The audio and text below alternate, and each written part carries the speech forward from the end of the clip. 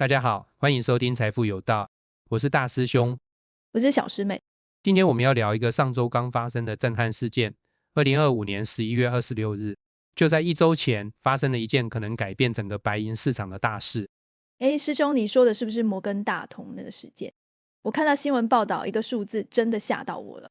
没错，而且更惊人的是，这件事发生的同时，还出现了将近10小时的交易平台停盘异常，这不是巧合。你说对了，我们今天就是要深入剖析这个事件。不过在讲这个惊人的案例之前，我们先要理解一个基本问题。你知道市场上的白银价格是怎么定出来的吗？这嘛应该是看供需关系吧，有人要买，有人要卖，价格就出来了。听起来很合理，但现实比这复杂多了。其实白银市场分成2个完全不同的世界。第一个是纸白银市场，也就是期货合约市场，像是 COMEX 这样的交易所。第二个是实体白银市场，就是真正的银条、银币，你可以拿在手上的东西。等等，这不就是我们常说的那句话吗？如果你摸不到，就不是真正属于你的。完全正确，这就是问题的核心。纸白银市场看起来很庞大，交易量惊人，但它本质上不是在交易白银，而是在交易白银的承诺是赌注。承诺听起来有点虚啊。没错，就是很虚。在期货市场，他们可以用1盎司的实体白银创造出几百份纸白银合约，这是一个巨大的杠杆系统。而你荧幕上看到的白银价格，就是这个纸白银市场定出来的，不是实体市场。这太夸张了吧？那这不就是一个巨大的骗局吗？你这么说也不算错，而且更狠的是，大型金融机构会利用这个系统来操控价格。他们先在纸市场大量放空，也就是卖出他们根本没有的白银合约，这会压低价格。然后呢，他们转头去实体市场，用这个被压低的价格大量买入真实的白银。等一下，这听起来这不是明目张胆的操纵吗？是的，而且这不是我们的猜测，是法庭认证的事实。2020年，摩根大通被美国司法部重罚9亿2千万美元9亿2千万，对，将近10亿美元的罚款。原因就是他们多年来操纵贵金属市场，他们不止被罚，还亲口承认了这些行为。所以你看，用纸市场操纵实体价格，不是阴谋论，是被法官认证的商业手法。这真的是太黑暗了。那一般投资人怎么办？这就是为什么我们一直强调要持有实体贵金属。但今天要讲的这个案例更加证明了这一点的重要性。这个案例会告诉你为什么连操纵市场的巨头都开始疯狂囤积实体白银。师兄快说，到底发生了什么事？好，在讲这个事件之前，我们必须先理解2个会计术语。听起来很无聊，但这是看穿整个骗局的关键。第一个词叫做注册库存，英文是 register。注册库存是什么意思？注册库存指的是放在 COMEX 仓库里可以用来交割的白银。如果有人持有期货合约，要求实体交割，交易所就必须从这个注册库存里拿银子给他，这是公开的可用的供应量。听起来这个数字很重要。非常重要，这是唯一真正重要的数字，因为它代表整个纸白银市场背后实际有多少真银子在撑腰。那第二个词呢？第二个词叫合格库存，英文是 eligible。合格库存也是放在 COMEX 仓库里的白银，大小纯度都跟注册库存一模一样，甚至可能就放在隔壁。那有什么差别？差别在于它完全不能用来交割。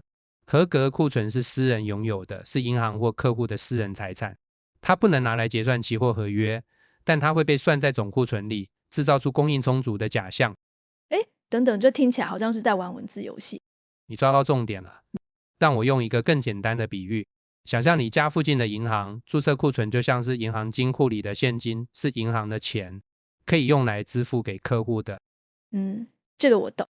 合格库存呢，就像是银行保险箱里客户私人存放的金饰或珠宝，它确实在银行大楼里，让银行看起来很有钱，但银行不能动用这些东西来支付存户提款。哇，这样一比喻，我就完全明白了。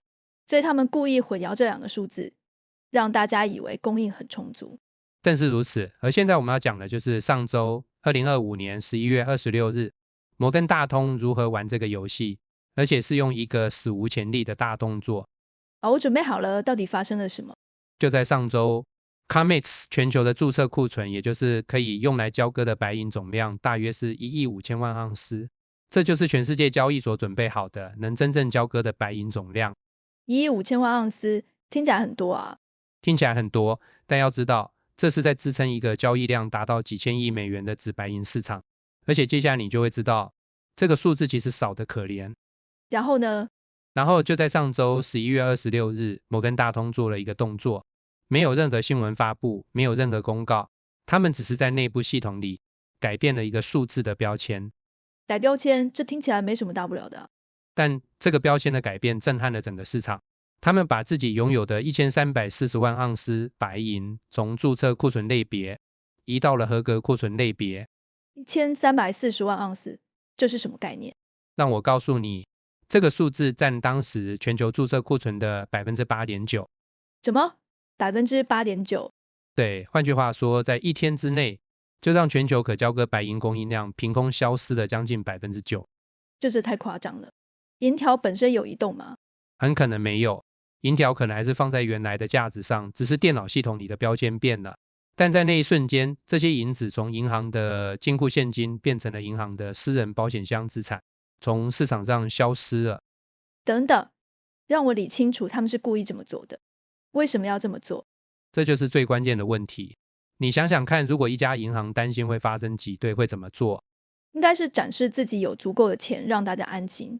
没错，他们应该把更多金属移到注册库存里，告诉市场。这代表什么意思？这代表他们在为长期准备，在为一个可能没有足够白银分给所有人的未来做准备。他们在保护自己的实体资产，在纸白银游戏崩溃之前。师兄这样说的话，他们是知道什么我们不知道的事情吗？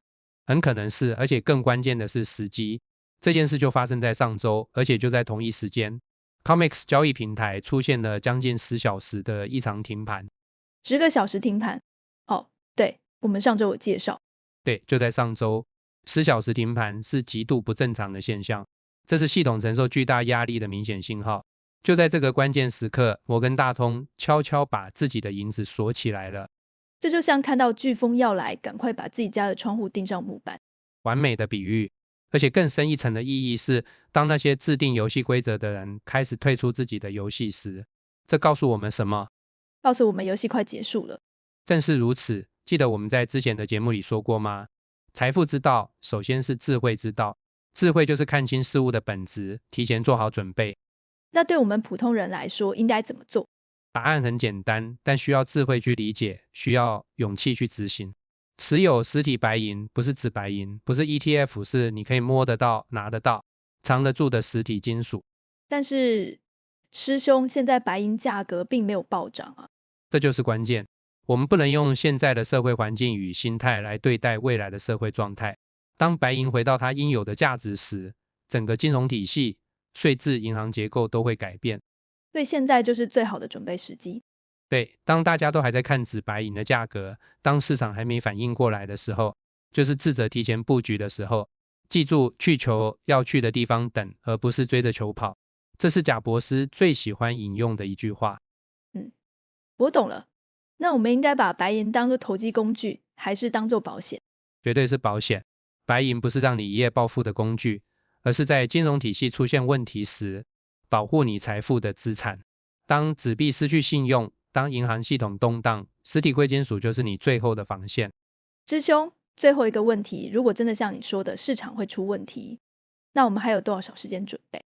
从上周摩根大通的动作来看，从10小时停盘的异常来看，这些都不是偶然的信号。我无法告诉你确切的时间，但显然事情正在加速发展。不过记住，我们不是在预测崩溃，我们是在做好准备，无论什么时候发生。明白了。所以重点是现在就开始行动，不要等到大家都恐慌的时候。完全正确。当银行家都在囤积实体白银的时候，你还在等什么呢？我今天真的学到很多，这个案例太震撼了。是的，这就是为什么财富有道要持续为大家揭露这些真相。我们的目标不是制造恐慌，而是提供智慧，让大家能够保护自己的财富。记住，财富之道首先是智慧之道。好了，今天的节目就到这里，拜拜。拜拜。